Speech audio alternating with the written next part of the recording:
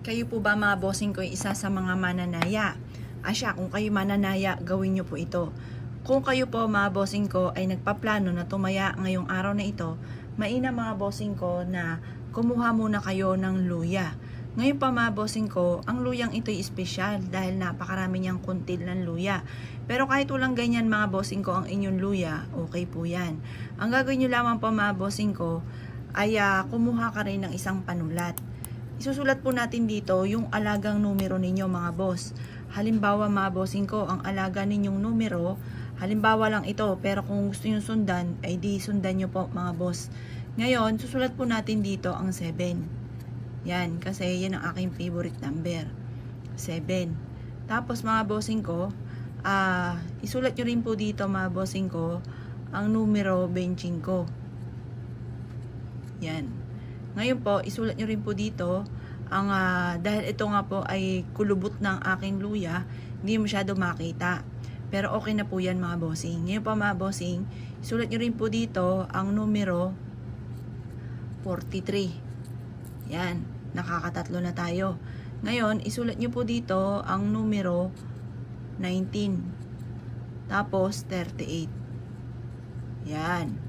Ngayon pa mga bossing ko, i-wish nyo po dito na sa pamamagitan ng pampaswerte inyong ginawang ito, kayo po ay mananalo ng malaking halagang pera or mananalo ka ng jackpot. Ngayon po, kung kayo gagawa ng ganito, gawin nyo lamang po ito ay sa umaga, ng mga bandang alas 7 ng umaga. Ang numero 7, panungwit po yan ng swerte. Panungwit ng jackpot, kaya may lucky 7.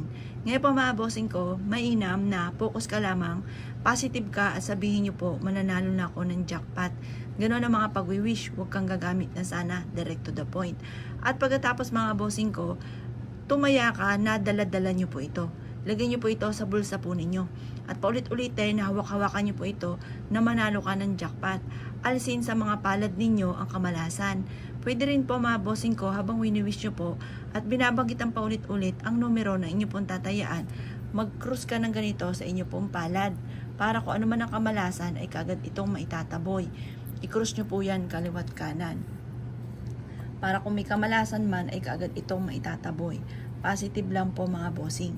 At pagkatapos mga bossing ko, idalhin nyo ito kung kayo ay tataya. Ito po mga bossing ko, mentras na natutuyo ang luya, ay mas nagiging epektibo po ito. Subukan nyo po itong gawin dahil ako po ay isa sa mga paborito ko din ang luya. Kung ikaw ay lagi minamalas, gamitan ito ng luya. At imbis na kamalasan ay puro swerte naman ang mapapa sa inyo. Basta positive ka habang ginagawa nyo po ito. Proven po ito na napakaswerte. Ngayon po mga bossing ko, ikaw ay tataya, isikreto nyo na lamang. Kasi ang masaklap, kapag ikay tataya at may nakakaalam, may mga tao na hindi ka pa tumatama, naiinggit na. Kaya bago ka kainggitan nila, hayaan mo makatama ka muna. Kaya kung ikinaniwala, subukan nyo na po ito. Umaga ka lang gagawa ng ganito at positive ka lamang habang ginagawa nyo po ito. Ngayon po mga bossing ko, ikay tataya at nais nyo po itong gawin. Good luck po sa inyo po lahat.